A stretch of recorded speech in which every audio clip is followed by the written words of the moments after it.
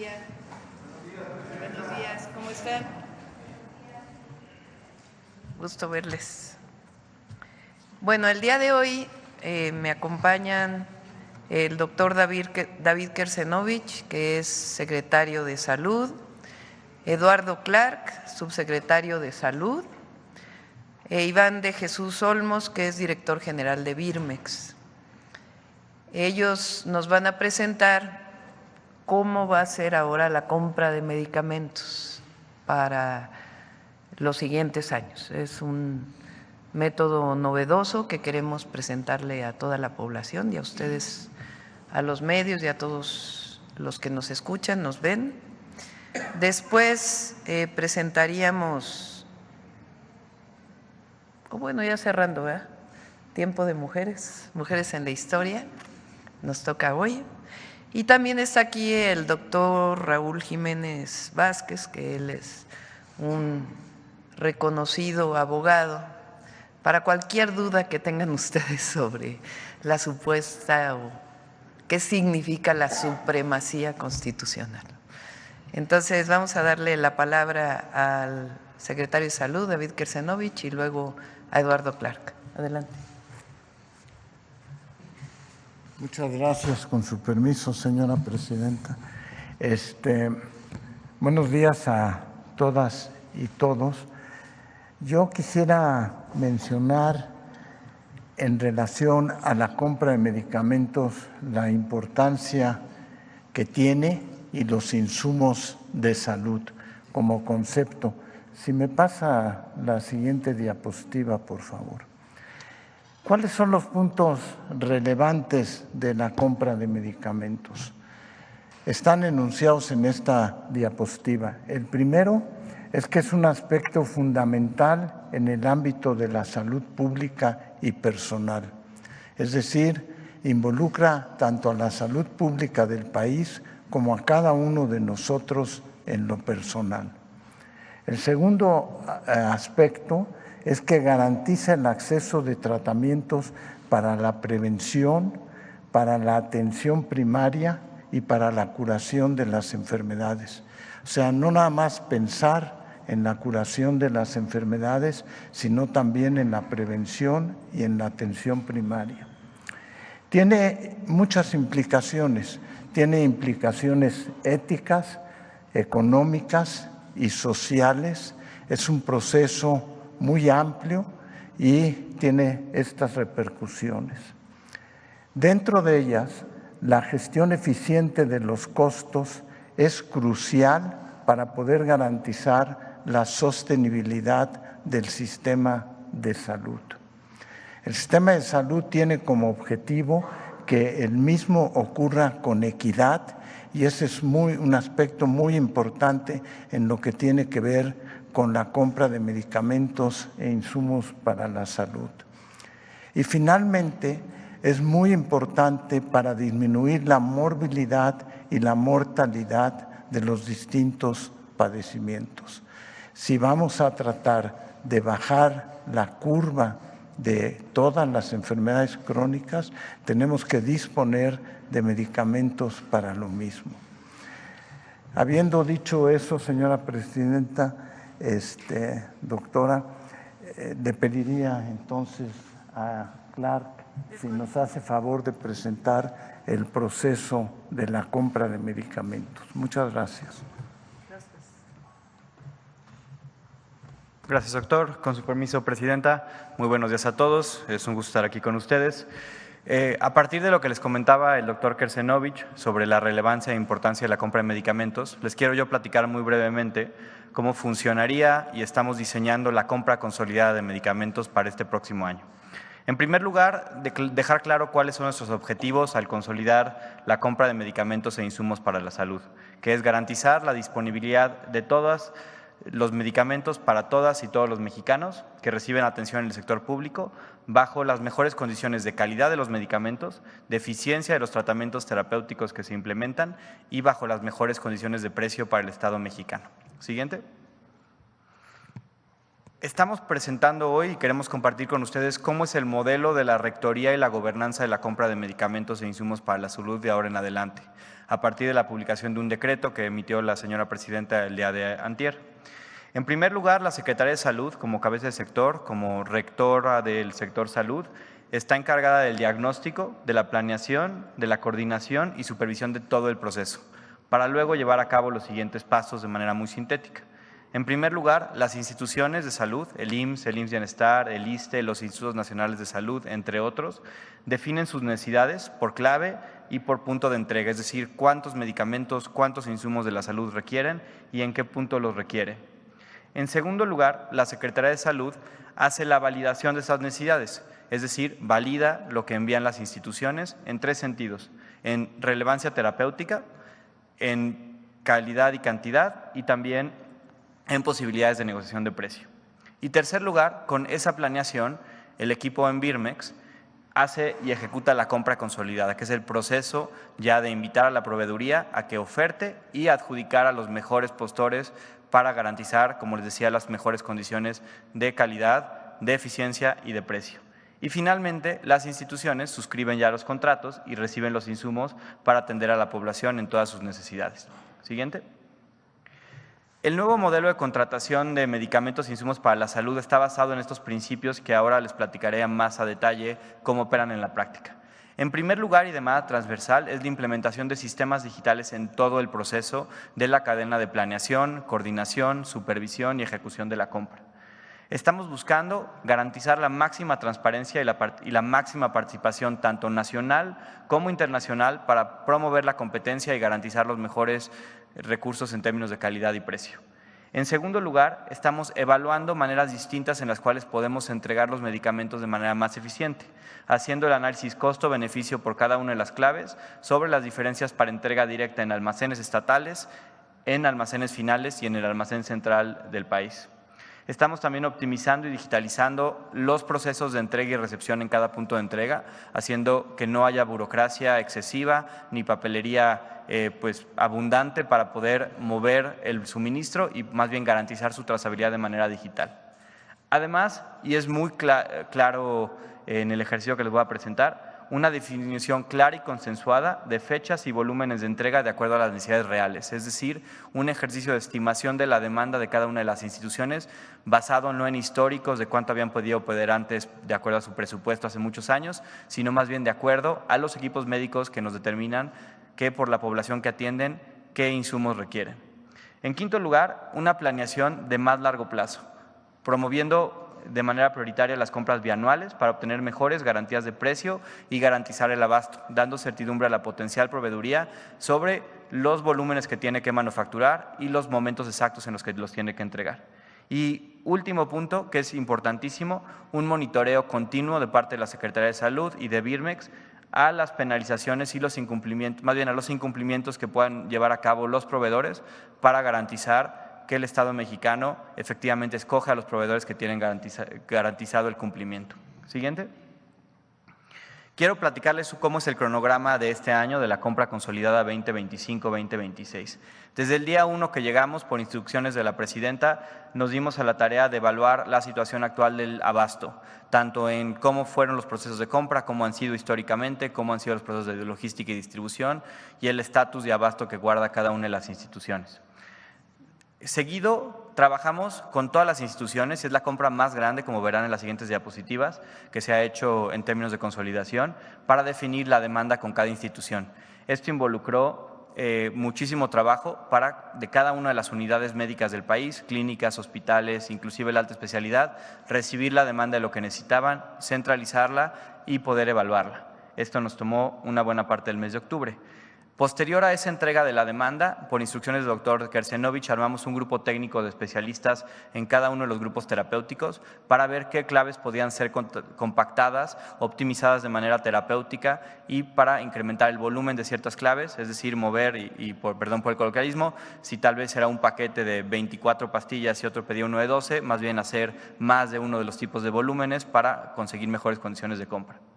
En cuarto lugar, hemos definido los anexos técnicos, que es decir, las condiciones generales de la compra consolidada. y hemos venido trabajando las plataformas digitales, de las cuales presentaré 2 a continuación. Hoy, 31 de octubre, inicia la convocatoria a comentarios públicos de nuestras bases de licitación. Y este proceso, que durará 10 días, lo que nos permitirá es abrir a toda la proveeduría potencial, al público en general, las condiciones de compra, los anexos técnicos, los volúmenes y las fechas de entrega que requerimos para recibir comentarios durante los siguientes 10 días y de esta manera poder, a partir de esos comentarios, que pueden ser de cualquier tipo, desde consideraciones logísticas, consideraciones de volumen, sugerencias en las modificaciones de ciertas condiciones, poder armar los anexos técnicos finales y las condiciones finales de compra para iniciar la licitación pública este mismo mes de noviembre, adjudicar contratos en el mes de diciembre y comenzar el inicio de la entrega de todos los insumos para la salud del año 2025 y 2026 a partir del 1 de marzo del 2025. ¿Por qué del 1 de marzo? Porque estamos también de manera paralela realizando una compra en este momento para garantizar el abasto en noviembre, diciembre, enero y febrero. Al planificar una compra bianual donde le pedimos a los proveedores entregar hasta marzo, lo que le damos es mucho más tiempo de planeación para ejecutar sus procesos de manufactura, para conseguir materia prima y así garantizar las mejores condiciones para el Estado mexicano. Siguiente. La compra consolidada del 2025-2026 es una compra bianual en la cual estamos concentrando 4.454 claves de medicamentos e insumos médicos.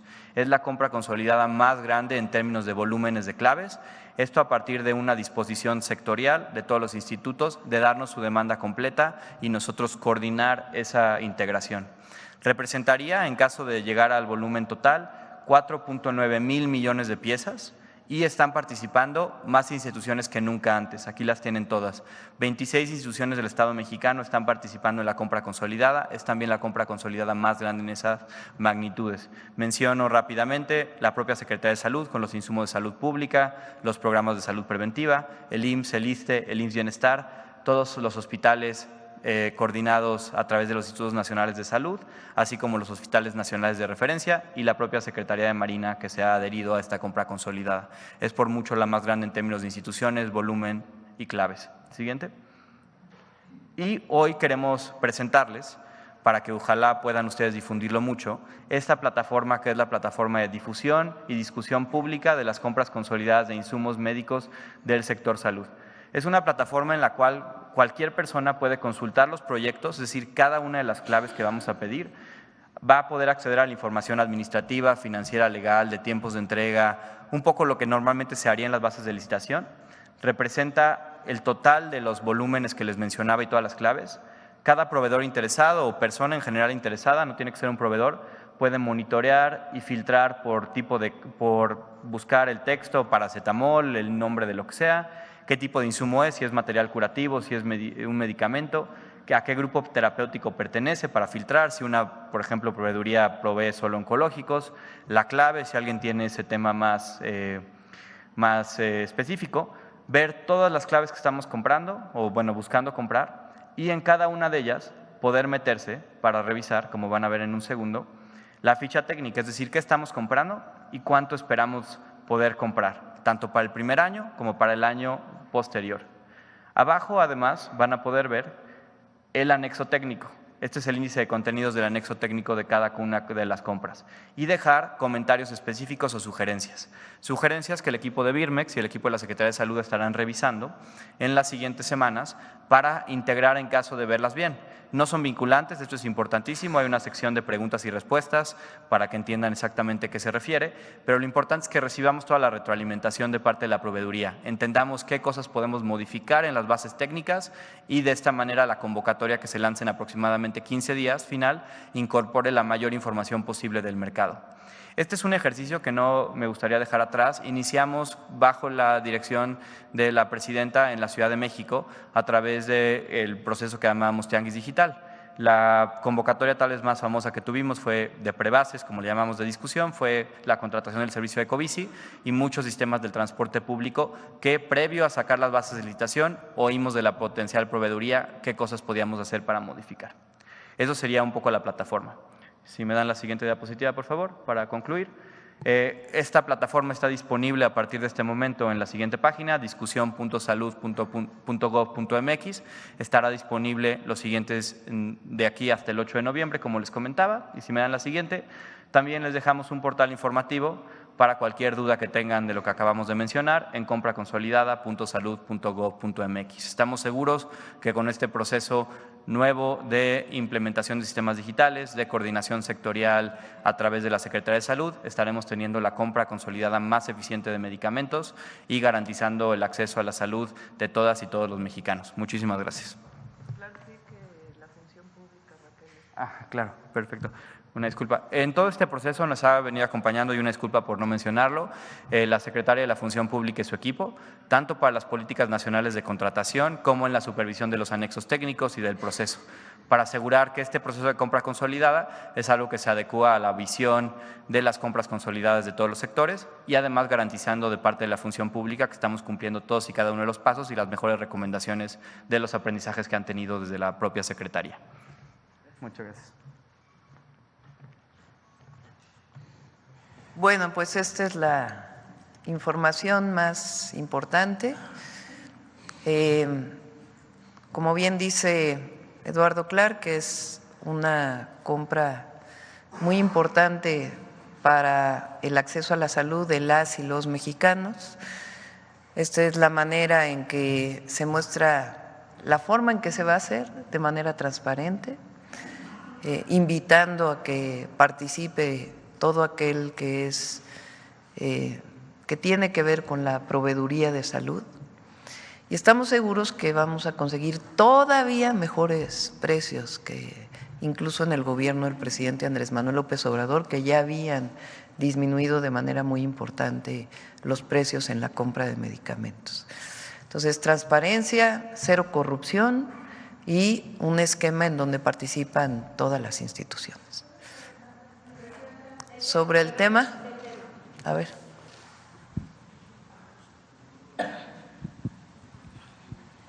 Gracias.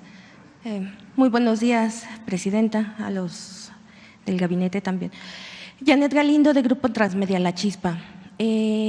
Presidenta, el expresidente Andrés Manuel López Obrador dejó grandes megaproyectos. Uno de ellos precisamente fue la megafarmacia. En torno a este tema, todo esto para el bienestar social. En torno a este tema, quisiera yo saber qué es lo que tiene hasta el momento, qué informe le han dado hasta el momento, si este proyecto ha estado cumpliendo los objetivos y pues hablando precisamente de ahorita de los medicamentos. Sí, se va a seguir utilizando la llamada megafarmacia de Huehuetoca. Y vamos a entrar a un proceso de mayor digitalización de trámites. Es parte de los 100 puntos que presenté en el Zócalo, no solamente para la compra de medicamentos, sino para muchas otras compras dentro, es decir, del gobierno hacia afuera, y también una parte muy importante del acceso de las y los ciudadanos a los trámites de gobierno. Para eso se está creando la agencia digital, y ustedes conocen a Eduardo Clark, que se volvió muy conocido en la época de la pandemia porque él, aunque no es médico, aprendió mucho de ello y permitió desarrollar todos los procesos para hacer eficiente la atención a la salud en aquel momento de la pandemia. Entonces, él justamente es experto en estos temas y está ayudando muchísimo a poder digitalizar todos los procesos en el sector salud. En este caso, compra de medicamentos, pero también vamos a un expediente digital único por cada ciudadano y ciudadana que pueda presentarse en cualquier entidad de la salud pública de nuestro país y otros esquemas que nos van a permitir la simplificación. Entonces, sí se va a seguir utilizando la megafarmacia y otros esquemas de distribución de medicamentos y va a ser todavía más eficiente porque vamos a entrar a un proceso de digitalización de trámites. Okay. ¿Hay algún presupuesto ya determinado para el siguiente año? ¿Lo tienes? ¿El presupuesto, Eduardo? el presupuesto para la compra de medicamentos. 130,000 millones al año se destinan para medicamentos. Ok, muchísimas gracias. Gracias. Perdón, no sé si me presenté. Janet Galindo, de Grupo Transmedia La Chispa. En otro tema, justo el día 28 de este mes fueron las elecciones en el sindicato petrolero. Resulta que se dio nuevamente que Ricardo Aldana, ganara las elecciones. Aquí hubo denuncias, muchas denuncias por parte de los trabajadores, por parte de otros líderes de diversas plantillas, y una de ellas pues fue la licenciada Cristina, que denunciaron muchísimas irregularidades, también que no dejaron votar a 30,000 trabajadores, los cuales estaban registrados, y no les permitieron el voto. Y bueno, finalmente aquí la denuncia era por parte también de los trabajadores, era hacer de su conocimiento que estas irregularidades que se dieron y que pues van a impugnar estas elecciones. Sabemos su postura, sabemos que usted se pronunció en total respeto hacia los sindicatos, pero sí queríamos preguntarle cuál sería su opinión tras todo este proceso y el planteamiento de los trabajadores, que es la impugnación. Sí, tienen derecho a impugnar, es parte del procedimiento que se sigue en estos casos y en otros, cuando hay personas que no están de acuerdo con los resultados. Y también pues el secretario del Trabajo, Marat, estuvo atento, y si desean una reunión con él, pues por supuesto también los puede recibir. Pero nuestra posición siempre es la libertad de decisión de las y los trabajadores petroleros en este caso, y en general de cualquier trabajador, tanto del Estado, de algún organismo público, como de empresas privadas. Muchísimas gracias. Presidenta. Y finalmente, ¿qué va a pasar? Pocas semanas antes de que concluyera la administración del expresidente López Obrador,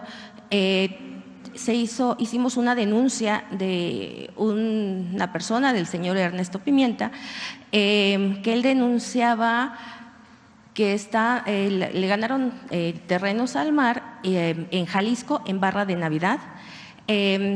Y este caso, ellos siguen pagando impuestos, pero no pueden hacer uso de esos terrenos. Finalmente, este caso se dio la indicación que tanto Semarnat como la Secretaría de Gobernación tomaran el caso, cosa que se hizo, pero con el cambio de administración. De hecho, le dieron varias citas al señor, y ya con el cambio de administración pues ya no se le dio seguimiento en este proceso. ¿Qué va a pasar con estos casos, doctora? Sí, le pedimos a la Secretaría de Gobernación que le dé seguimiento. Ok, gracias. Gracias.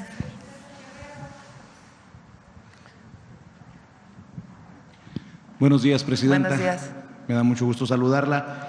Si me permite plantear esto que ocurrió ayer y que parece aberrante a todas luces, que un peón, si me permite esa expresión, del Junior tóxico en Radio Nacional haya hablado abiertamente ya de un golpe de Estado. Entre los us, as, y qué interesante de la entrevistadora, José Ramón Cosío, el exministro, habla de la hipotética posibilidad de hasta destituirla. Y entendiendo lo que ha pasado en Brasil, lo que está pasando en Colombia, permítame pedirle su opinión y el mensaje para el Tigre. Creo que, recordando lo que en algún momento me dijo el expresidente Andrés Manuel López Obrador, de que la oposición no se estaba portando tan mal, creo que esta oposición ya ha rebasado un límite, y también los medios de comunicación que permiten decir cualquier cosa en sus radios o en sus televisoras. Para iniciar, Presidenta, por favor. Sí, Raúl, ¿por qué no platicas sobre lo que se votó ayer en la Cámara de Diputados y que se había votado en la Cámara de Senadores, para que todas y todos comprendan de qué se trata, porque parece que es algo fuera de lo común, que es algo terrible? Entonces, para que un abogado reconocido nos pueda explicar a todas y a todos. Adelante, Raúl.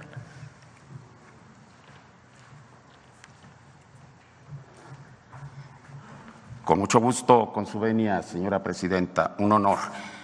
Buenos días a todos, todas quienes están presentes en esta mañanera. Habría que decir muy rápidamente que el tema tiene que ver con una cuestión que está causando mucha confusión, mucho ruido mediático y se presta a distorsiones de carácter ideológico. Y esta noción fundamental del derecho constitucional se llama supremacía constitucional. ¿Qué es la supremacía constitucional? Habrá que decir, en palabras llanas, que es una categoría jurídica de carácter superior, que tiene carta de naturalización, que tiene hondas raíces tanto en la teoría, en la doctrina jurídica, en la interpretación judicial, y en nuestro artículo 133 constitucional. ¿Qué quiere decir supremacía constitucional? Quiere decir que la Constitución, la Carta Magna, es el texto fundante del orden jurídico mexicano, federal, estatal y municipal. La Constitución tiene supremacía porque justamente impera absolutamente y está por encima de todas las disposiciones constitutivas de la pirámide normativa del derecho nacional. Ahora bien, la Constitución no puede ser una carta magna inerte, impávida, absolutamente desertora de los procesos constitutivos de la dinámica social. Tiene que seguir esa dinámica social, es decir, debe admitir la posibilidad de reformas o adiciones que permitan hacer el ejercicio de adecuación, alineamiento con los procesos sociales y sobre todo con las demandas imperativas de las mayorías populares del país. Y esta idea de que la Constitución tiene supremacía, pero que debe admitir un mecanismo de reformas o adiciones, fue sabiamente prevista por el histórico, el grandioso, el maravilloso Constituyente de Querétaro de 1917. Y a este respecto nos dejó el instrumento y el procedimiento para llevar a cabo esa adecuación del texto constitucional a los cambios sociales, a los imperativos que demandan fundamentalmente las mayorías populares de nuestro país. Y así fue como en el artículo 135 de nuestra Carta Magna, que no ha sufrido modificación alguna desde su promulgación el 5 de febrero de 1917, se consagran el órgano y el procedimiento para llevar a cabo reformas o adiciones a la Carta Magna. El órgano, bien lo sabemos, es el llamado Constituyente Permanente, es decir, el poder reformador de la Constitución. Y el procedimiento previsto ahí mismo en el artículo de referencia 135 es el procedimiento complejo que vincula, que conecta y articula al Congreso de la Unión a través de mayorías calificadas y a las legislaturas de los estados mediante la conjugación de la mayoría simple. Ya una vez que las reformas o adiciones se han producido y se ha hecho su publicación oficial a través del Diario Oficial de la Federación, estas pasan a formar parte íntegra, inescindible, inseparable del texto constitucional. Y eso justamente ha ocurrido y está ocurriendo con las reformas constitucionales promovidas por el gobierno de nuestra Cuarta Transformación. Y eso, sin duda alguna, va a ocurrir con la reforma trascendental a los artículos 105 y 107 constitucional. Cuando ello ocurra, que será en un breve lapso, en virtud de que el poder reformador de la Constitución está en la etapa final, es decir, en la aprobación por la mayoría de las legislaturas estatales. Habrá de ocurrir en las próximas horas.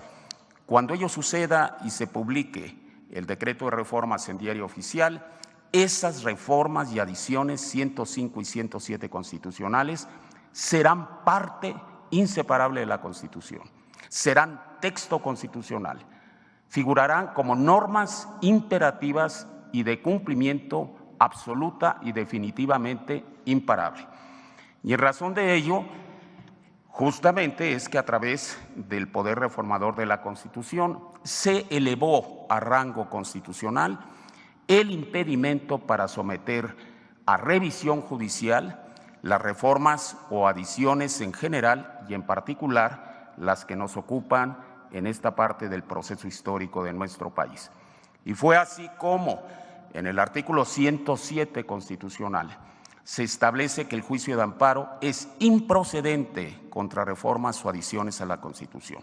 Esto no es ninguna novedad, todo lo contrario, ya está previsto en la Ley de Amparo vigente a partir del año 2013, artículo 61, fracción primera. No admite interpretación en contrario. A la letra, literalmente ahí se establece con sentido imperativo y categórico que el juicio de amparo es improcedente contra reformas o adiciones a la Constitución.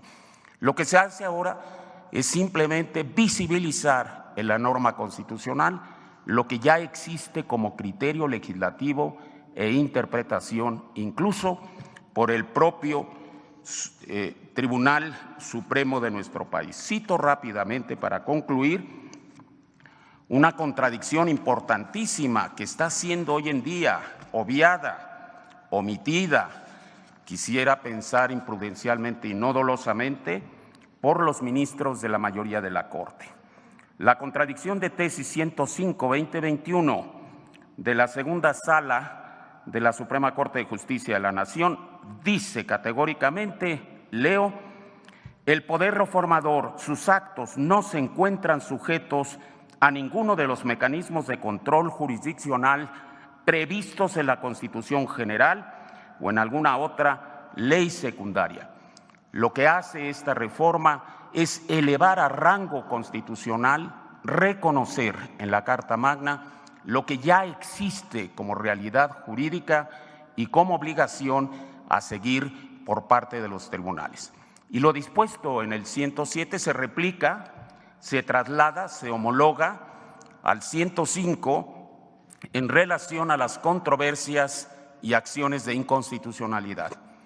El principio que aplica a estos medios del derecho procesal constitucional es exactamente el mismo e igualmente válido.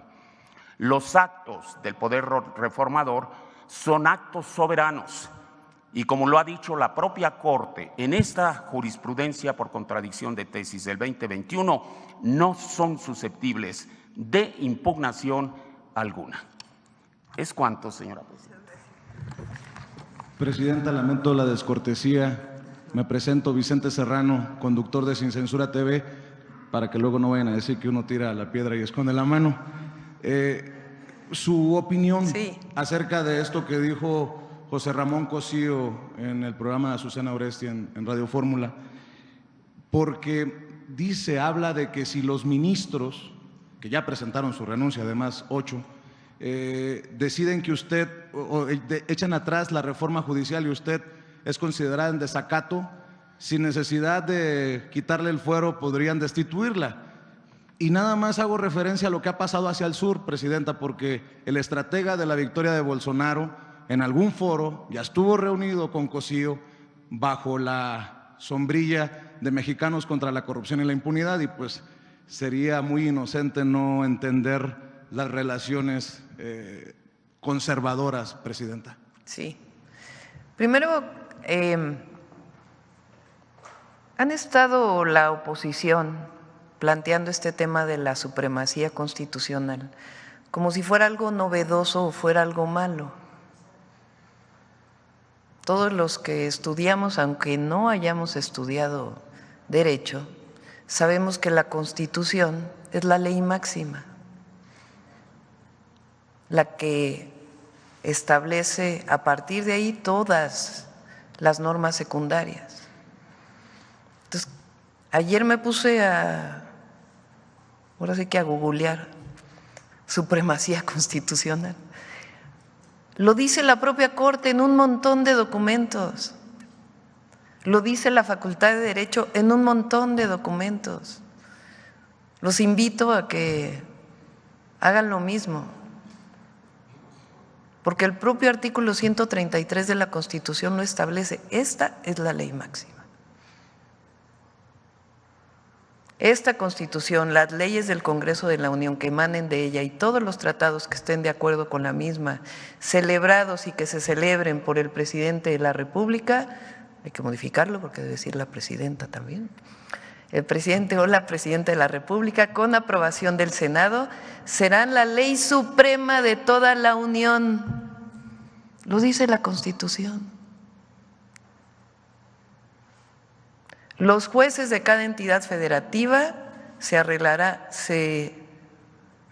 a dicha Constitución, leyes y tratados a pesar de las disposiciones en contrario que pueda haber en las constituciones o leyes de las entidades federativas.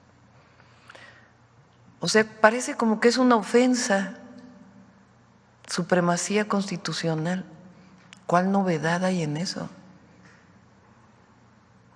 Sí, es la ley máxima, sí. ¿Es la Carta Magna? Sí. ¿Cómo se modifica la Carta Magna? Con el 135. Entonces, no se está violando, es republicano lo que estamos haciendo. Está dentro de la Constitución, forma parte de nuestro Estado de Derecho. Eso es lo primero, porque ahora parece incluso lo comillan, la supremacía constitucional. Lo segundo, ayer me enteré por la participación de la ministra Sánchez Cordero en el Congreso, por cierto la felicito, una excelente participación, que este punto, el 61, artículo 61 de la Ley de Amparo, numeral 1, que ahora formará parte de la Constitución, lo incorporó el PRIAN en el 2013 a la Ley de Amparo. O sea, es una modificación de ellos mismos, con la que ahora están en contra. Entonces, en el 2013 era válida porque era la reforma energética que privatizaba Pemex y CFE, que le quitaba a las mexicanas y a los mexicanos sus empresas públicas. Pero ahora no, cuando se trata de que el pueblo elija a jueces, magistrados y ministros. Entonces, ¿cómo? Segundo punto. Entonces, sencillamente lo que ellos incorporaron a la Ley de Amparo hoy será parte de la Constitución. Número 3. Nos están provocando. ¿En qué sentido? Quieren que la presidenta haga, los lleve a juicio político a los ministros, a las ministras, algo así. No lo vamos a hacer. Por más que estén violando ellos la Constitución, porque es lo que ellos quieren. Todavía pienso yo, fíjense, qué bien pensada soy, que hay ministros y ministras dentro de esos 8 que van a recordar sus clases, su historia y cómo van a pasar a la historia. Porque ellos y ellas saben que están tomando una decisión política, no jurídica, en contra del pueblo de México y a favor de ciertos grupos de interés y de sus propios intereses. Entonces vamos a esperar primero a que se reforme la Constitución en este marco de algo que ellos propusieron en el 2013. Fíjense la contradicción, está lleno de contradicciones su posición. después vamos a esperar a ver qué decide la Corte. Y una vez que tome la decisión la Corte, ya nosotros podremos decidir o hacer un planteamiento. Pero no nos adelantemos. Ahora, el ministro que mencionas, ayer el ministro González Alcántara y Carranca, de verdad es diciendo que cuánto se gastaba en Palacio Nacional para… Yo para empezar todavía no vivo en Palacio Nacional, les informo. Y segundo, el Palacio Nacional pues tiene su propio presupuesto para conservar esto que es un monumento histórico de todas y todos los mexicanos. Mal haríamos en no destinarle un presupuesto para la conservación de este inmueble tan importante para todas y para todos. Los gastos que tendré como persona con mi esposo en este lugar, pues van a ser parte de los gastos personales que se cubrirán con el salario que tenga como presidenta de la República. Pero ya llegan al límite de hablar de golpe de Estado, de que me van a destituir, que, o sea, tranquilos, calma. Por ahí hay una foto del Popocatépetl hace como 2 semanas, ¿no? A ver si la ponen. Nos mandó un mensaje el Popo. Vamos a esperar. Y a toda la ciudadanía, todos somos responsables de conocer la Constitución. No es solo para expertos, no es solo para constitucionalistas, para abogados. Es lo que nos rige como mexicanas y mexicanos. Y no es, habrá artículos que a lo mejor son más complejos de entender, pero hay algunos que son claros, absolutamente claros. Entonces, ¿qué le diría a los comentócratas? Bueno, ya dijeron que vamos a modificar la Constitución para que se acepte la tortura. De verdad, es que, claro, si ellos tuvieran mayoría para modificar la Constitución, como fue durante todo el periodo neoliberal, entonces no pasa nada. Pero ahora que se regresa al pueblo, ahí está él. Calma, tranquilos, amor y paz. Vamos a esperar a que resuelva la Corte. Y apelo a las ministras y a los ministros a que recuerden sus clases, a que… Ese supuesto golpe de Estado, porque el pueblo raso, los que viajamos en el metro, las peceras, los taxis, o la gente que anda en el campo, pues sí se cree las mentiras de los medios oficiales y sus comentaristas, porque el apoyo que le dio el pueblo pasadas elecciones, pues tiene una ideología diferente y un pensamiento diferente a la gente que está en los medios o en las ciudades más grandes como es este caso. Sí, no se tardaron ni media hora en empezar la crítica. Pasó la toma de protesta y al otro día, como decía el presidente López Obrador, que todos al mismo tiempo. Nado sincronizado. Nado sincronizado. Es que uno lee y yo la verdad no oigo mucha radio y televisión, no me da tiempo, pero me pasan un resumen y digo, bueno, pero es que es lo mismo.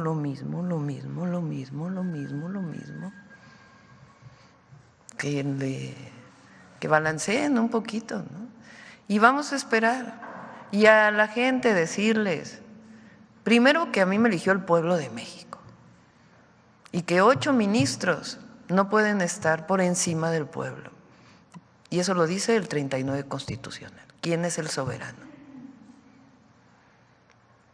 Y segundo, esperar, no nos adelantemos. Y tercero, apelar a las ministras y ministros si todavía tienen algo de conocimientos en derecho, pues que actúen en consecuencia, porque también el proyecto del ministro Alcántara es de verdad, Es un posicionamiento político. No tiene nada que ver con las leyes o con la Constitución, que también ellos juraron defender. Si me permite, dos rápidos planteamientos, Presidenta.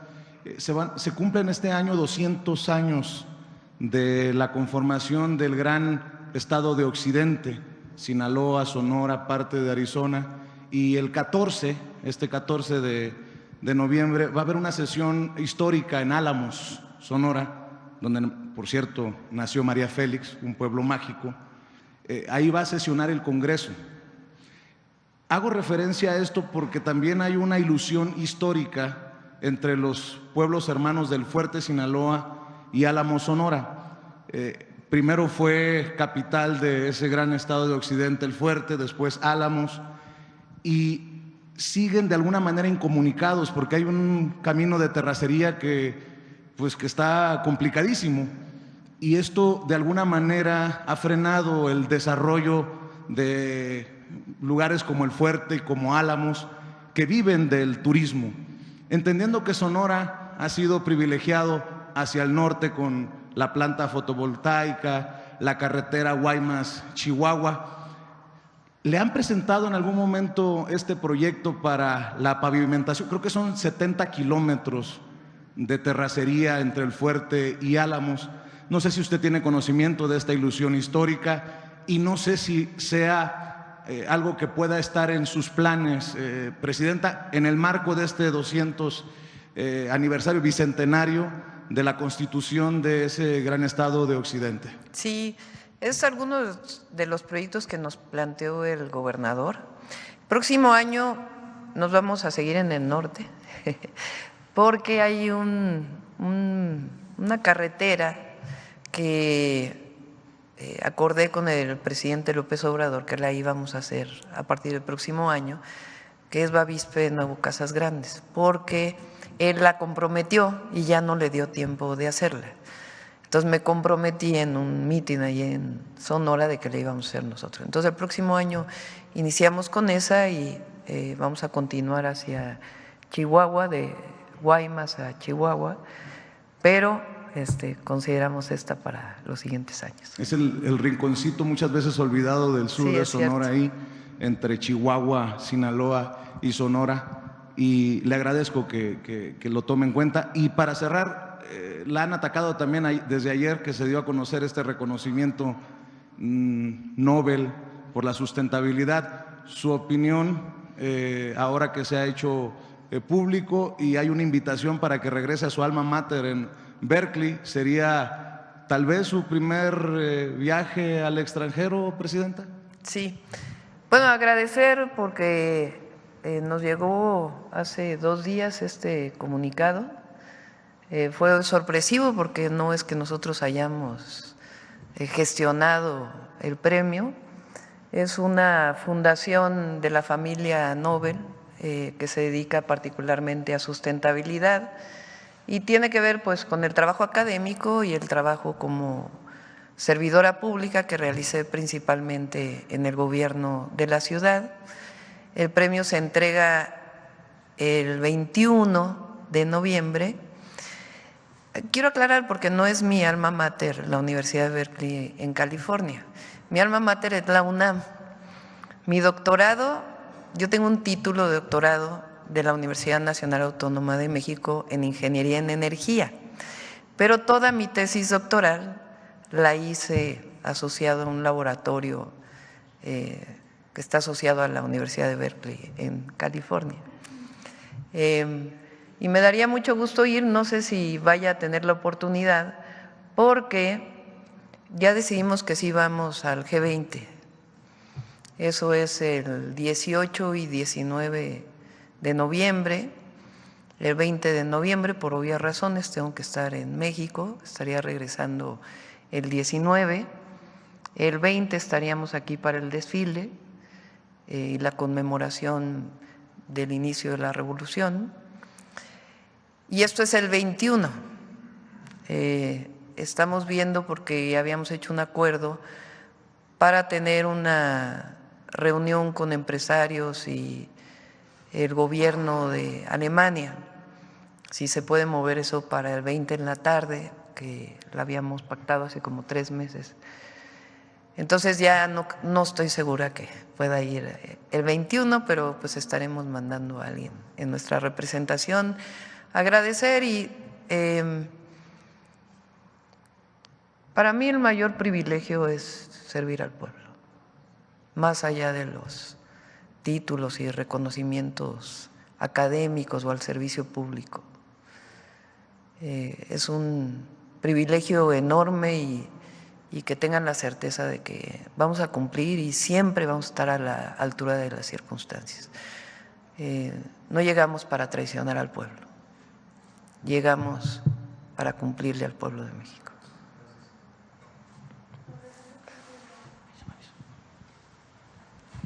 Buenos días a todas y todos. Carlos Navarro de Heraldo Media Group. Doctora, preguntarle de qué manera se van a proteger las reservas naturales que están amenazadas, como el caso de Cabo Pulmo, que hay un proyecto de Baja Bay que se cuestionó la manifestación de impacto ambiental. Es muy importante Cabo Pulmo por la biodiversidad que tiene en esta zona del Mar de Cortés, ahí en Baja California Sur. ¿De qué manera se van a proteger estas reservas, Presidenta? Sí. Primero tenemos una gran secretaria de Semarnat, Alicia Bárcenas, está ahora en la COP16 de biodiversidad, muy reconocida nacional e internacionalmente. María Luisa Albores, quien fue secretaria de Semarnat, también es una excelente compañera. Está tomando una decisión la doctora Bárcenas de centralizar los estudios las autorizaciones de estudios de impacto ambiental. Hoy tienen una parte descentralizada y a veces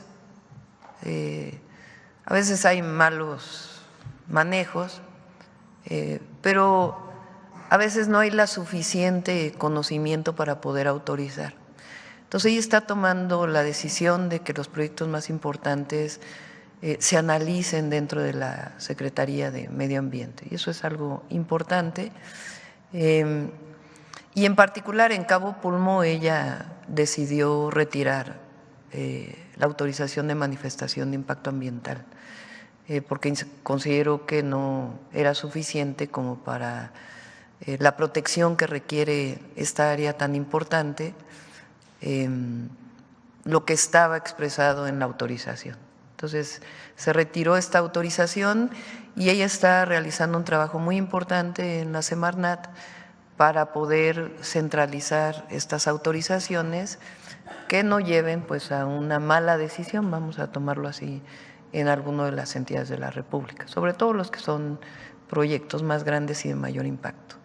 ¿Se está haciendo algún análisis en todo el país para revisar estas manifestaciones que puedan tener algunas irregularidades? Ahí en donde hubo, particularmente esta, donde ella consideró que no cumplía con todo lo necesario y que podía tener la obra que se planteaba un impacto ambiental muy grande. También preguntarle sobre el tema de relocalización de empresas, el nearshoring. ¿Cómo va el avance y si ya hay se ha enfocado en el sur del país, en el interoceánico? ¿De qué manera se está llevando este proyecto de relocalización de empresas, doctor? Sí, vamos a presentar ya muy pronto el Consejo para la Relocalización y Desarrollo Regional. Sigue habiendo mucha inversión extranjera en nuestro país, a pesar de lo que dicen de que se está yendo la inversión. Ayer estamos haciendo un trabajo muy importante para dar alternativas de abastecimiento de agua a la región centro y en particular a Hidalgo, Ciudad de México y Estado de México. Es un grupo de trabajo donde participa la gobernadora del Estado de México, el gobernador de Hidalgo y la jefa de gobierno de la ciudad. Ayer tuvimos reunión. Y el gobernador de Hidalgo me comunicó que se acababa de anunciar una inversión muy importante de la empresa Mercado Libre en Hidalgo, de miles de millones de dólares, entre otras muchas empresas que están llegando a nuestro país. Sobre los polos de bienestar del Istmo, Me reuní con la empresa danesa antes de entrar al gobierno, vamos a tener una reunión pronto, que está desarrollando este proyecto innovador muy importante de la planta de hidrógeno verde, que va a ser un trabajo pues, de alrededor de 3–4 años para poderla inaugurar.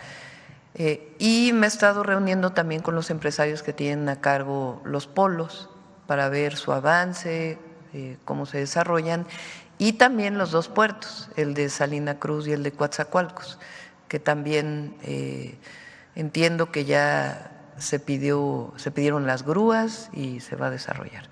Entonces, tanto los del sur-sureste como en otras partes del país, recuerden que nuestro objetivo es llegar a 100 parques industriales nuevos en el país en los próximos 6 años.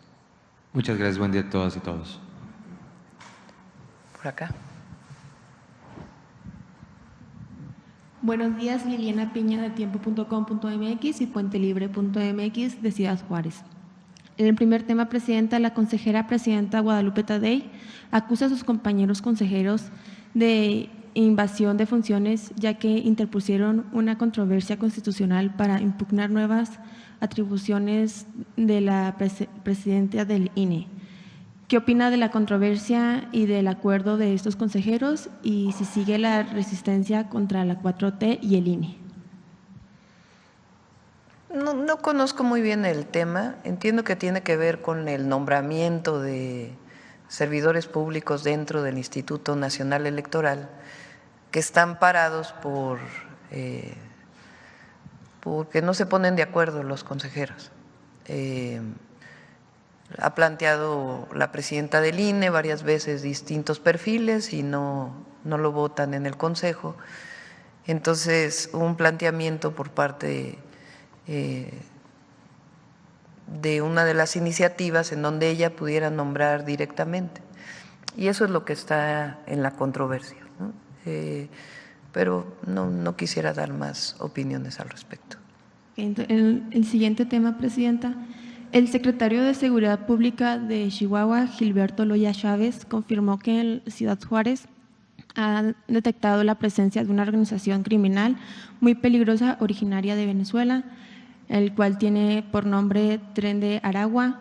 Esta banda es muy peligrosa porque su operativo consiste en poner a las órdenes de otras bandas locales, pero cuando tomen fuerza pueden desplazar a las otras bandas.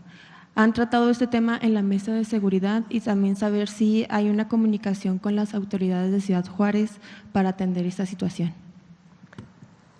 Pediría al secretario que se ponga en contacto. Hay investigación, inteligencia y detenciones. Lo mostramos el martes pasado desde que llegamos.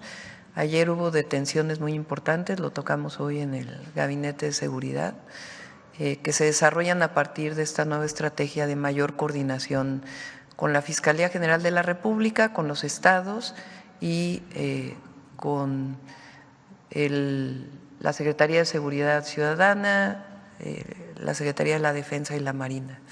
Y en particular en este caso pues pedimos que entre en contacto el secretario. Muchas gracias. Y por último, Presidenta, el tema del secretario de Seguridad, del exsecretario de Seguridad de México, Genaro García Luna, que fue condenado en Estados Unidos, ayer presentó una apelación formal para impugnar su sentencia de 460 meses, en la cárcel de Estados Unidos en Nueva York. ¿Cuál es su opinión del gobierno mexicano acerca de esa apelación? Bueno, pues está en su derecho, ¿no? Todo ciudadano está en derecho de apelar, en este caso ante las autoridades estadounidenses, y pues se tendrá que definir en ese proceso. Muchas gracias.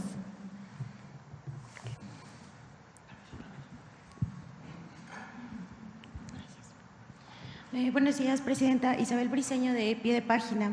El 4 de octubre fue desaparecida la defensora de derechos humanos del pueblo Mije, Sandra Domínguez. Ella había enunciado la existencia de 2 grupos de WhatsApp, Sierra XXX y Megapeda, donde el actual coordinador estatal de delegados por la paz del gobierno del estado de Oaxaca, Donato Vargas, compartía fotografías de mujeres desnudas y en especial de mujeres indígenas mijes. Su familia y la comunidad hicieron una carta pública para pedir la intervención de la Federación y del gobierno estatal, y también el Comité de Desaparición Forzada de la ONU solicitó información del caso. ¿Qué les responde? ¿Podría decirnos si tiene algún avance de las investigaciones? Está trabajando el equipo del Gabinete de Seguridad. Si es un caso doloroso, esperemos que ella esté bien, pero sí se está trabajando y se está en contacto con las familias también. Sobre este mismo tema, el pasado 27 de octubre se cumplieron 3 años de la desaparición de Irma Galindo, defensora del bosque Ñusabi de Oaxaca. Días antes de su desaparición, el 23 de octubre del 2021, su comunidad Mier y Terán fue atacada por un grupo de personas armadas y dejaron 100 casas calcinadas y decenas de personas desplazadas. Lo último que se supo de ella, porque envió mensajes a sus amigas, es que iba en una junta junto al mecanismo de protección otorgado, que le habían otorgado protección y resguardo, pero ya no volvió. La pregunta tiene que ver con el mecanismo de protección a personas y periodistas y defensoras de derechos humanos. ¿Qué medidas se están tomando para fortalecer el mecanismo y para proteger a los defensores ambientales? Si hay algunas acciones especiales para la protección de mujeres de pueblos indígenas que son defensoras del territorio y que enfrentan pues a grupos criminales. Muchas gracias. Sí, la Secretaría de Gobernación le vamos a pedir a Rosa Isela que siga pues con estos casos. Por cierto, menciono la secretaria de las Mujeres, Itlali, hizo una muy buena intervención en Querétaro. La verdad, mis felicitaciones. Cuando salió la noticia que la preguntaron aquí, le llamé y le dije, ¿por qué no ves qué podemos hacer por esta joven? Y se fue para allá, de inmediato se comunicó con las familias, con el fiscal, y ella fue liberada. Y la verdad fue una intervención muy buena y creo que con la sensibilidad que tiene Citlali, en estos casos ella va a seguir apoyando, además de todo el apoyo institucional. Entonces fue muy bueno y en este caso en particular, pues también la Secretaría de Gobernación con sus funciones. Sí, tenía un grupo el presidente Andrés Manuel López Obrador para atención en estos casos también de periodistas. Lo estamos reactivando y se está trabajando para que no haya impunidad. Acá. Gracias, Presidenta. Buenos días. Rodrigo Muñoz, de NX Noticias. La primera sería comentarle, el Grupo Aeroportuario del Pacífico, junto con el Grupo Aeroportuario de la Ciudad de México, están planteando la posibilidad de que se aumente la TUA, que es este impuesto para los pasajeros, hasta en un 60% en vuelos nacionales y 40% en internacionales. Conocer si existe algún tipo de plan o estrategia por parte del gobierno para tratar de compensar quizá esta subida en los precios del impuesto, o si existe algún tipo de comunicación con ellos. No se está planteando. Lo que hubo es que los concesionarios de aeropuertos pagaran más, que también lo seguimos revisando nosotros, pero este incremento que planteas en el TUA no está en los planes. Okay, por otro lado, comentar, hace unos días se dio a conocer que eran ya 400,000 barriles de petróleo los que se envió a Cuba por parte de esta ayuda humanitaria. Saber si es ya el resto del plan, si todavía pretenden seguir apoyando de otra forma y más o menos cómo va la situación en este diálogo con la isla para atender esta crisis. Sí, vamos a apoyar a Cuba por razones humanitarias y además México nunca ha estado a favor del bloqueo. Pensamos que, y es histórico, no es de ahora, que impacta al pueblo cubano, aparte de la política exterior de México. Entonces se va a apoyar a Cuba, se está apoyando primero técnicamente. No tengo el dato exactamente de cuántos, pero si son 400,000, solo para que tengan una idea, México produce al día 1.6 a 1.8 millones de barriles diarios. Entonces 400,000 barriles ni siquiera es la producción de un día. Entonces nada más para que se ponga balance en el número, ¿no? Entonces, pero aunque haya críticas, nosotros vamos a ser solidarios y por razones humanitarias. Dos cuestiones muy rápidas. Hoy se da a conocer el incremento del PIB en 1.5% durante el tercer superó trimestre. todas las expectativas, decían que… Su comentario. así dije en un mitin cuando con el presidente López Obrador en la transición. Decían que no iba a haber Tren Maya, decían que no iba a haber aeropuerto Felipe Ángeles, decían que no iba a haber interoceánico, decían que no iba a haber pensión a los adultos mayores, decían que no se iba a apoyar a los que no iba a alcanzar, decían que no iba a crecer el PIB en este trimestre, pues sí creció a 1.5. Y ya por último, nada más si me regala un comentario respecto a algún acuerdo que se haya llegado ayer con los integrantes de la CENTE que se reunieron con usted por la tarde, saber si van bien estos diálogos y conocer si por parte de Presidencia pues hay algo importante a destacar de este encuentro. Gracias. Sí, van a seguir los diálogos con ellos.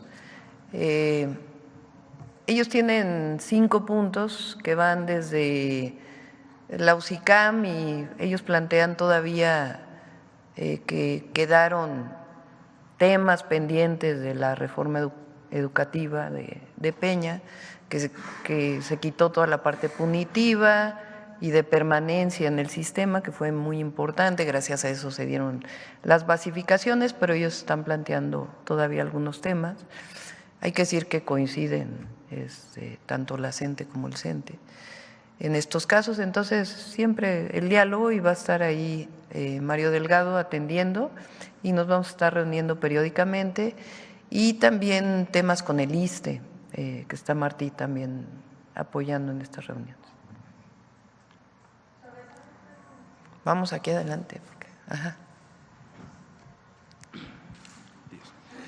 Presidenta, buenos días. Gustavo García, de Comunicante MX.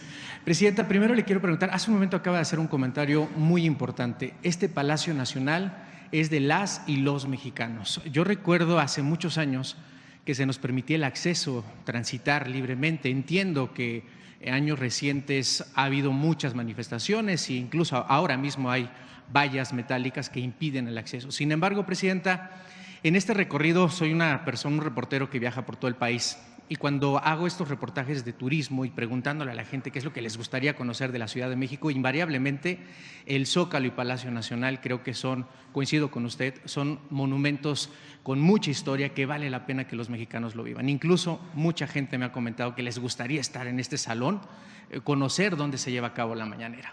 Presidenta, ¿hay planes para que se abra al público en algunos días en específico este monumento, este Palacio Nacional? Sí, entiendo que después de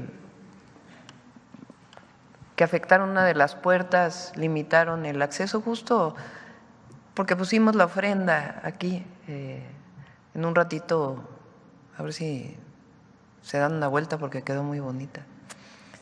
Entonces pregunté que cómo estaba el acceso, entonces lo estamos viendo, evidentemente tiene que reabrirse el acceso a todas y todos. Esta es la Casa del Pueblo de México. De acuerdo, Presidenta. Como segundo tema, antes de que terminara el sexenio del presidente Andrés Manuel López Obrador, estuve en esta mañanera, una semana antes, le hice el comentario referente a un contrato polémico que existe con el AIFA, en donde se invirtieron 80 millones de pesos para sacrificar a 300 perros y gatos. En ese momento el expresidente no estaba enterado, obviamente él como expresidente animalista dijo que no estaba de acuerdo con que estuviera ocurriendo eso. Él quedó de que se iba a investigar, incluso me pidió Jesús Cuevas la carta de transparencia en donde se verificaba que efectivamente el AIFA estaba sacrificando, la administración del AIFA estaba sacrificando sacrificando estos perros y gatos. Le quiero preguntar, Presidenta, si usted trae una agenda animalista, si nos la puede compartir, y referente a este tema en específico, si usted está de acuerdo, si se va a revisar este contrato, si hay la posibilidad de que estos perros y gatos que están invadiendo las pistas del AIFA pudieran ser trasladados a algún albergue o tuviera alguna otra acción que no implicara necesariamente el sacrificio inmediato. Sí, está por pasar la reforma constitucional de la protección a los animales. Voy a preguntar a la Cámara de Diputados cómo la tienen, pero este año se tiene que aprobar. Y por supuesto que pues, no estamos a favor de estas acciones y lo vamos a revisar, vamos a ver qué pasó con este caso y pues siempre estar a favor de la protección de los animales. De acuerdo, presidente. Y como último planteamiento, nosotros somos un medio que transmitimos desde Tijuana para México y Estados Unidos, específicamente sobre este tema, presidenta. Hace poco se dio a conocer la lista de ciudades más peligrosas del mundo con base a ese indicador de cuántos homicidios por cada 100,000 habitantes. Tijuana, Zacatecas, Uruapan, Celaya quedaron en este top 10. Yo sé y confío y creo que estos programas sociales y esta estrategia de seguridad va a rendir frutos, ¿no? Porque eso es lo que tiene que ocurrir, a todos nos conviene que dé frutos. Yo le quiero preguntar, presidente, específicamente si para Tijuana, que es una ciudad fronteriza, una ciudad compleja en sus temas de seguridad, que viene arrastrando de años atrás, ¿cuál va a ser la estrategia de contención? Más allá de que, reitero, estos programas sociales van a tener un impacto positivo, pero en el hoy, en el presente, hay miedo en estas ciudades, hay miedo en Tijuana de salir a las calles, de hacer una vida normal, pero pues es un hecho que estos asesinatos siguen ocurriendo, ¿no? Acaba de llegar el nuevo presidente Briceño a la presidencia municipal de Tijuana, la gobernadora da ese respaldo, pero desde Presidencia de la República, ¿cuál sería la estrategia de contención para que estas ciudades pudieran salir de ese top 10 y pudieran también ya decirle a su sociedad que se está dando un resultado contundente o un resultado que ellos puedan percibir de inmediato, presidenta? Estuvo aquí la gobernadora Marina del Pilar la primera semana que llegamos.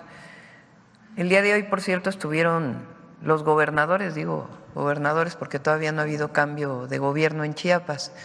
Estuvo el actual gobernador de Chiapas y el gobernador electo. Yo diría que ustedes conocen nuestra estrategia, que es de 4 ejes: atención a las causas, fortalecimiento de la Guardia Nacional, inteligencia e investigación y coordinación.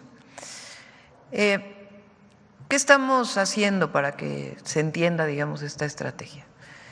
Además de los programas sociales, del apoyo permanente de Jóvenes Construyendo el Futuro, se está trabajando en algunos municipios, Tijuana es uno de ellos, en donde hay una intervención social mayor o por parte del Gobierno de México en coordinación con los gobiernos de los estados mayor en la parte social. Cada una tiene su problemática. Tijuana pues tiene su propia problemática por ser una ciudad fronteriza, pero ahí se va a apoyar en ciertas zonas de Tijuana para poder hacer un trabajo casa por casa para poder atender a la población y particularmente a los jóvenes, a las y los jóvenes.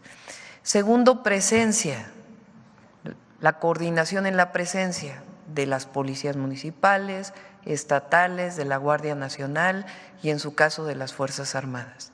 Entonces, la presencia, por ejemplo, ha sido importante en Sinaloa para proteger a la población. Entonces, la presencia de las fuerzas de seguridad coordinadas pues es muy importante. La tercera tiene que ver con la inteligencia e investigación para disminuir la impunidad. Un grupo delictivo o para la detención de un delincuente, de un grupo delictivo o varios delincuentes, pues tiene que haber orden de aprehensión, a menos que haya una detención en flagrancia cuando están cometiendo el delito. Si no, nuestro sistema lo que dice es que debe haber una orden de aprehensión. ¿Quién da la orden de aprehensión? Un juez. ¿A partir de qué? De una carpeta de investigación que abre el Ministerio Público. Si es delito del fuero común, es el Ministerio Público Estatal y es un juez del Poder Judicial Estatal. Si es un delito del fuero federal, el Ministerio Público Federal, o sea, la Fiscalía y un juez federal. ¿Con base en qué otorga un juez, suponiendo que no hay corrupción? ¿Con base en qué otorga un juez una orden de aprehensión? Pues con base en las pruebas que se presentan en una carpeta de investigación.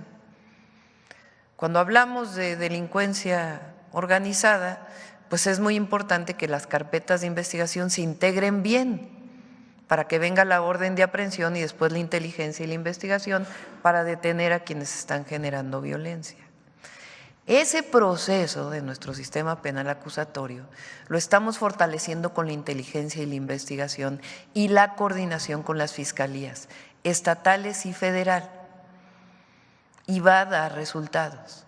De hecho, ya comienza a dar resultados con detenciones de personas presuntas delincuentes que generan violencia, y va a seguir dando resultados. Y en Tijuana esa es la estrategia: atención a las causas, presencia y también inteligencia y investigación que lleve a la detención pues de quienes están generando la violencia en ese lugar.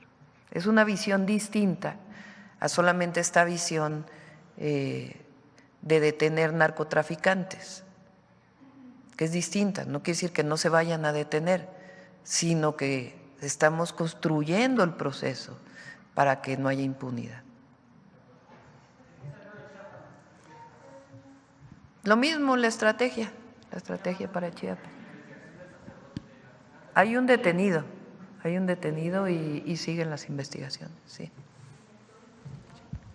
Gracias, presidenta. Buenos días. Judith Sánchez Reyes, de Perspectivas MX.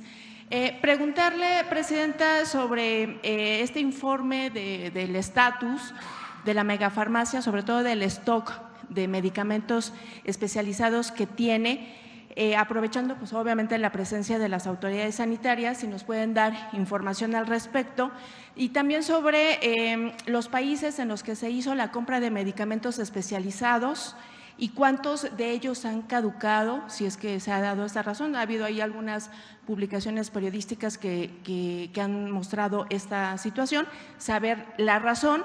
Y también preguntarle si dentro de la firma de los nombramientos que hizo este martes se encuentra el del titular o la titular de COFEPRIS. Sí, está la titular de COFEPRIS, ¿cómo se llama ella?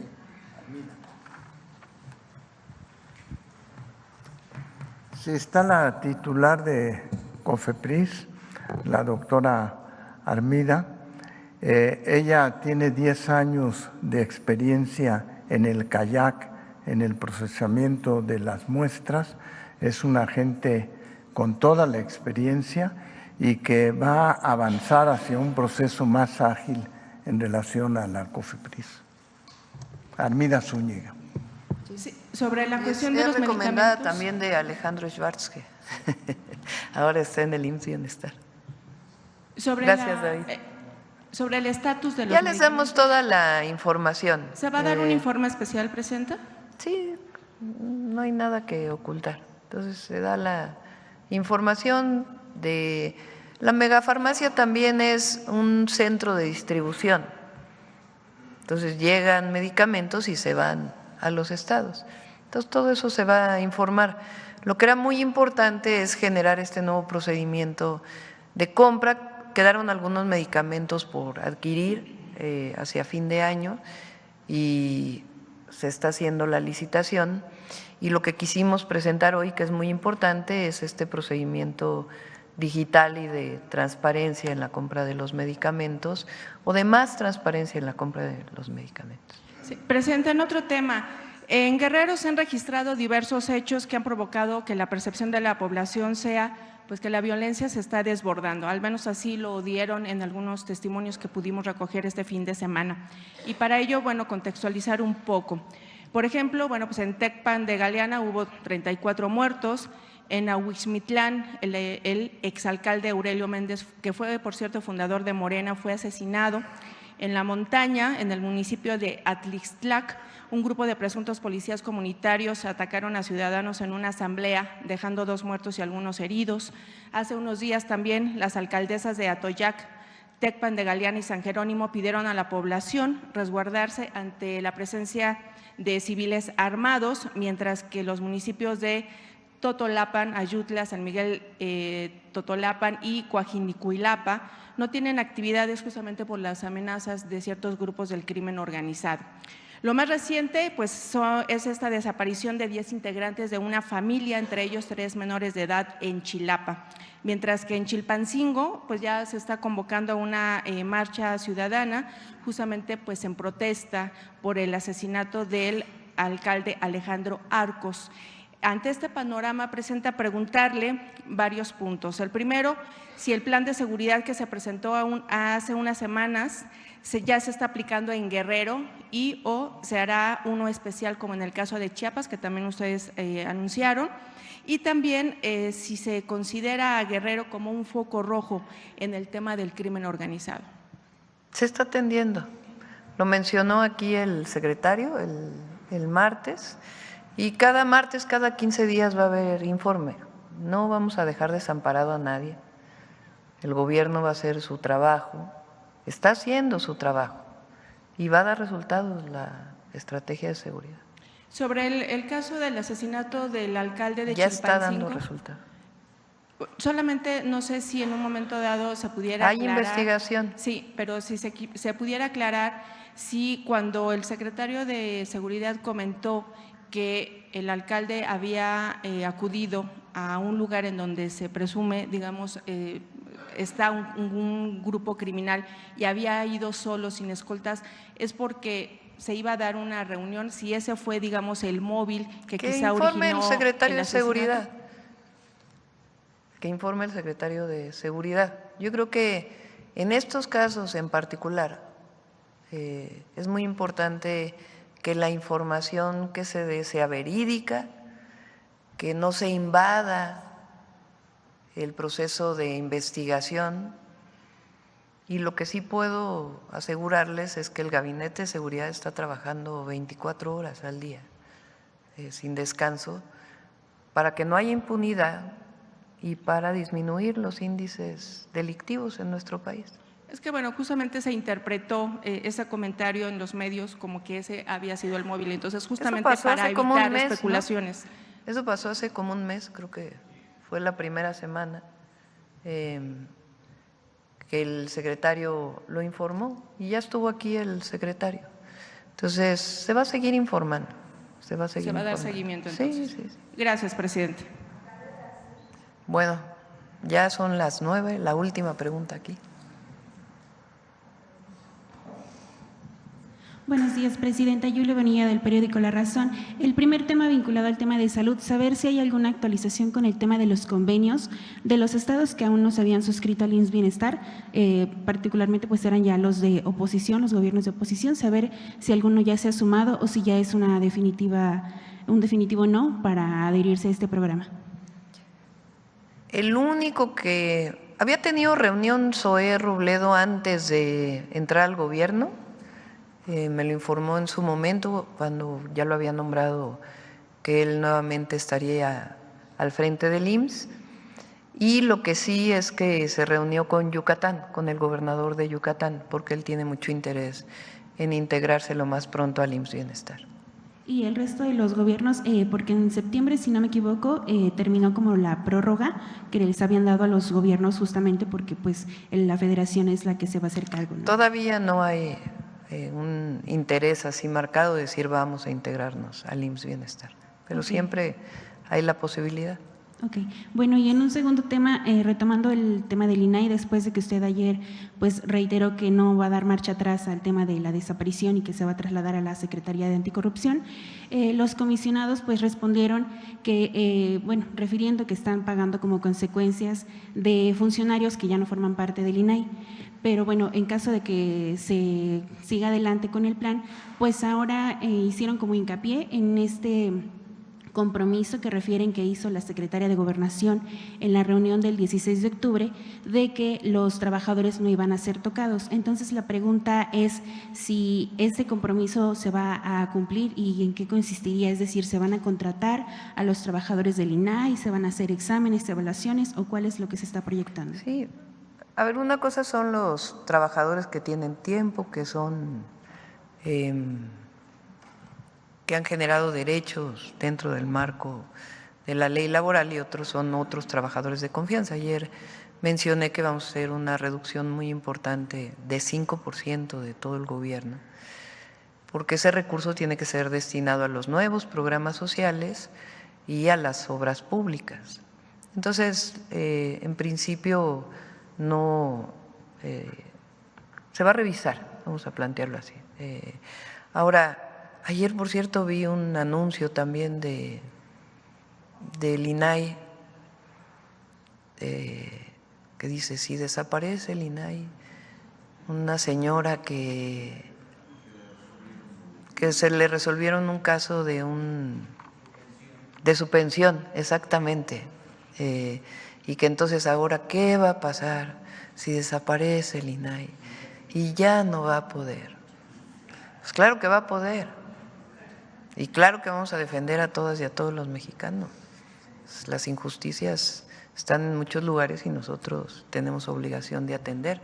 Lo que ya no va a haber, pues, es gastos en los centros nocturnos, gastos públicos en los centros nocturnos, eso sí ya no.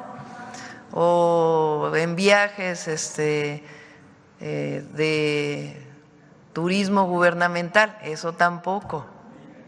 Gastos en tarjetas American Express, eso ya tampoco.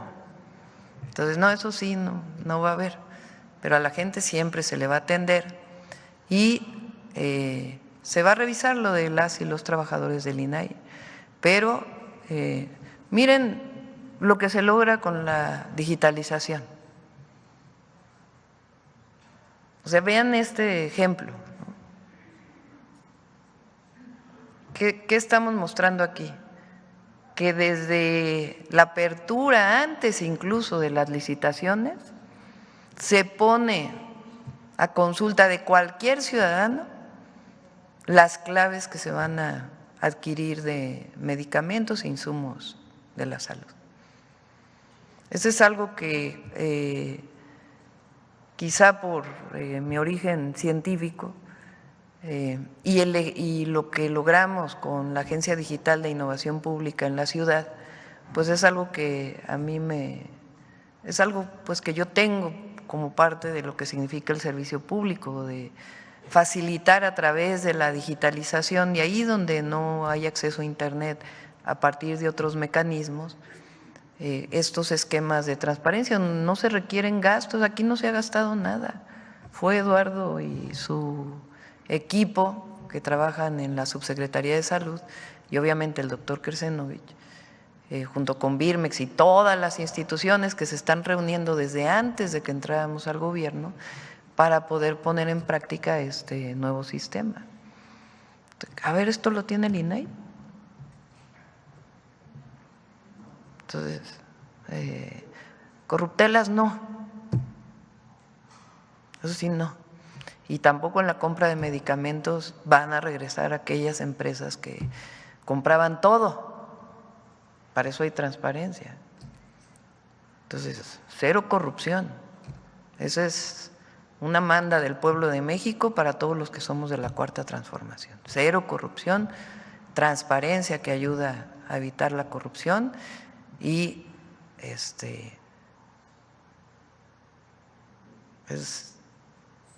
la autoridad moral, ética, se gana a lo largo de una vida. No es de una declaración de una persona u otra en determinado momento. Y hay algunos que al final de su vida hacen una revisión. Por eso, ahora que va a terminar el tiempo de los actuales ministros y ministras, aprovecho nuevamente que hagan una revisión de cómo quieren pasar a la historia. si quieren pasar a la historia como constitucionalistas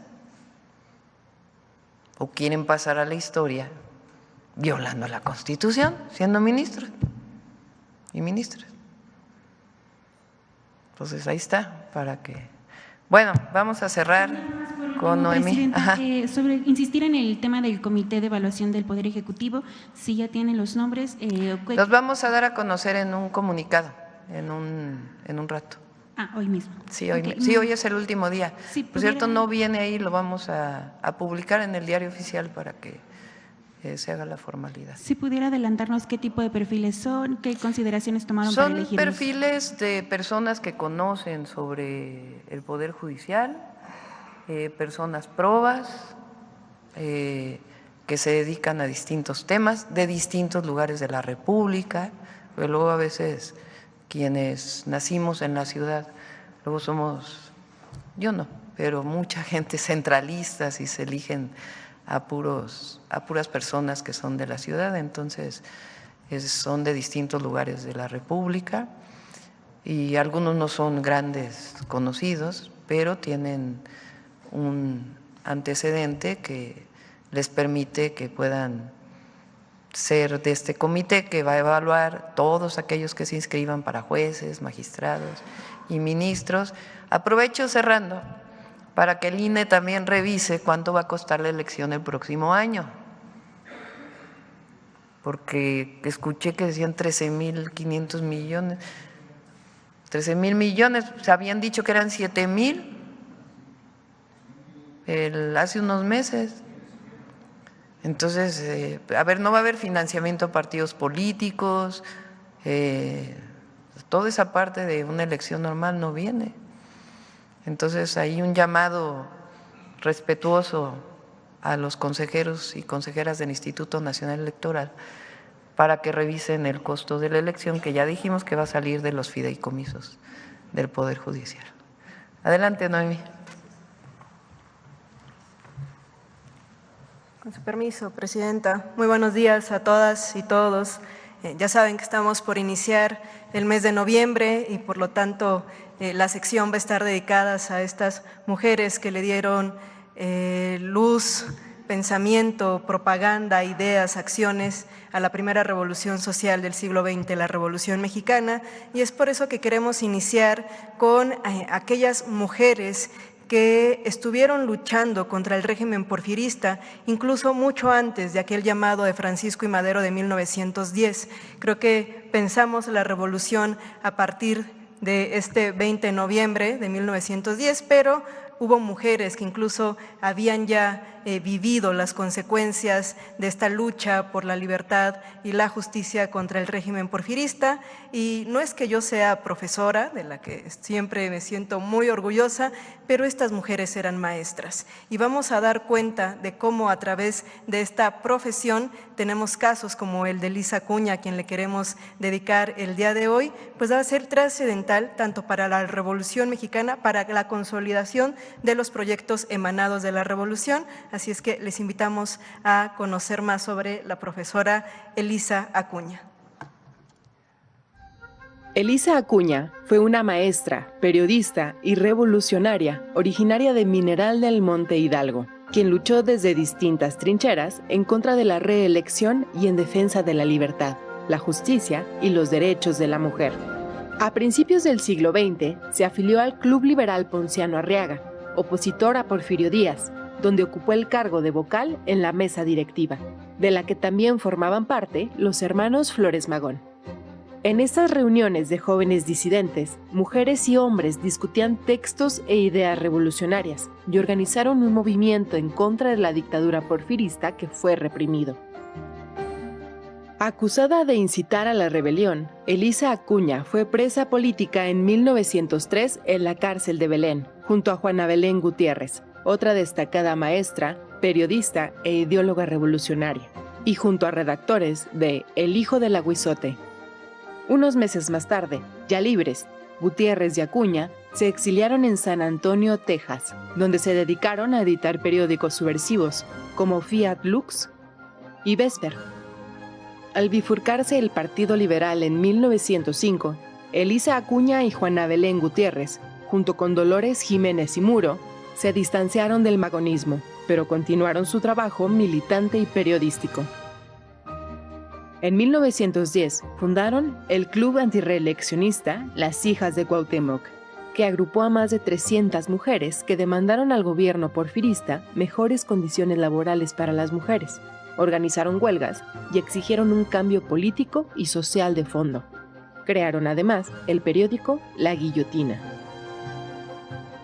En 1910, Elisa Acuña participó en la organización de la Gran Convención Nacional Antirreeleccionista en apoyo a la candidatura de Francisco I. Madero a la presidencia. Tras el asesinato de Madero, Elisa Acuña colaboró con el zapatismo repartiendo propaganda antihuertista en el estado de Puebla, por lo que fue perseguida. Elisa Acuña participó en el Consejo Feminista Mexicano, organismo creado en 1920 que buscó agrupar a las mujeres que se involucraron como propagandistas en la Revolución Mexicana y que, entre otras cosas, reclamó a los hombres del movimiento revolucionario el no haber reconocido el valor de las mujeres que participaron. Al crearse la Secretaría de Educación Pública, Elisa Acuña se integró al proyecto de formación para las escuelas rurales y en 1927 llegó a ser jefa de la Sexta Misión Cultural en San Luis Potosí, Zacatecas y Aguascalientes. Fue hasta 1945, un año antes de morir, que a Elisa Acuña se le concedieron oficialmente las condecoraciones del Mérito Revolucionario. La idea que me gustaría destacar es las maestras como protagonista de revoluciones en la historia y hoy día. Como dimos cuenta, fueron abriendo camino para que llegáramos a aquel 1910 y se atendiera el llamado. Elisa Acuña había sido presa desde 1903, es decir, 7 años del levantamiento de Madero, porque bueno, ya se había enfrentado al régimen porfirista y lo hacía a través de la prensa, a través de las letras, mujeres muy destacadas de la época también como Dolores Jiménez y Muro, Juana Belén Gutiérrez, y después de este levantamiento, de esta revolución social, pues las vamos a encontrar también consolidando el sistema educativo nacional. Como mencionaba, 1921 se crea la Secretaría de Educación Pública, una herencia de la revolución social, y estas maestras pues son las que van a ir consolidando la educación rural mexicana y pues las vamos a encontrar sobre todo en las misiones culturales, muchas maestras destacadas también como Elena Torres, por ejemplo, y van a hacer sus reconocimientos algo tardíos, 1945 como veterana de la revolución y bueno, también el día de hoy y a través de estas secciones nombrándolas y dando a conocer sus historias y les digo sobre todo pues la importancia en las revoluciones y en las transformaciones de nuestro país. Que tengan excelente día todas y todos. Es cuanto, Presidenta. Muchas gracias. Mañana les voy a dar vacaciones para que se levanten tarde. Nos vemos el lunes. Voy a estar aquí en la ciudad el fin de semana. Gracias a todas y todos. ¿Perdón? No, ya. Gracias a todos y a todas. Gracias. Sí, voy a grabar un video y luego para que puedan ir. Gracias.